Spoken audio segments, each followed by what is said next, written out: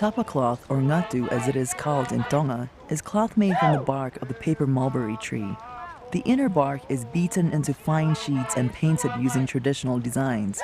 After centuries of use, ngatu has literally become the fabric of Tongan society. In Tonga and throughout much of Polynesia, bark cloth has deep symbolic and ceremonial use. At birth, Tongan babies are swaddled in it. At marriage, newlyweds lie in their wedding bed, and at death, the departed are buried wrapped in it. Ngatu is the product of a highly collaborative process involving organizations of women called a kautaha. The women of the kautaha are involved in a process relatively unchanged since the time Captain Cook first laid eyes on these islands over 200 years ago. All the comments made in this film are the thoughts and words of the women from these kautaha organizations who have joined together for the making of ngatu. In Tonga, women's work is called hanga. Traditionally, the making of ngatu or tapa cloth has been one of the most important functions of women. This work is done in the falehanga, or the house of women's work. This weekly gathering is called the kokaanga. Each woman spends the week preparing and processing her share of the raw materials necessary to complete an entire ngatu. On this day, the individual pieces of bark are glued together and raised templates called kupesi patterns are rubbed into the cloth. Kupesi patterns are passed down from our grandmothers and commemorate certain events or decorative images of the important things around us. As the kupesi patterns are passed on one generation to the next, so follows the authority to make ngatu.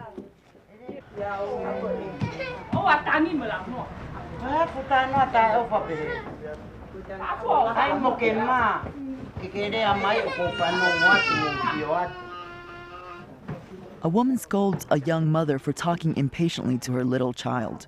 How to raise a child or handle a husband are common topics of discussion. The falehanga is a place where women can talk freely amongst themselves. It is a place where a woman's identity within the village is solidified. The stability of the community and maintenance of tradition finds its roots within this weekly gathering. Without the kokaanga, tapa and its associated traditions would die out. Young daughters and granddaughters are brought to the kokaanga. They work alongside of their mothers and grandmothers and practice the skills necessary to be a good wife and mother someday. They will in turn teach their children and grandchildren.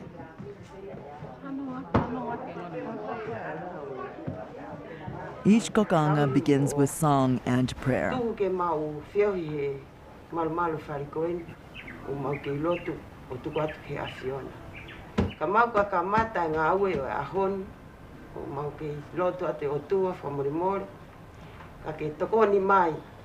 Tuke mau ngaka loto ta loto feo faaki loto melino mau kaunga fitaki nima mau kaunga ngau ihe o fononga mau fai mamani koeni tapekina kotoa ki mau tol uma ae amenekina ke mau kamata ngau mau loto ke faka ki me ta ke akia mau loto kori kotoa enia si sukarai speko alo.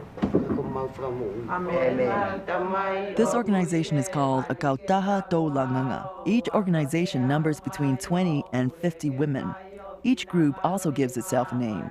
This group is called kautaha hamala. By working together in a cooperative setting, they are able to increase productivity. It is the way Tongan women bear what is called kavenga. The word kavenga has important meaning within Tongan culture.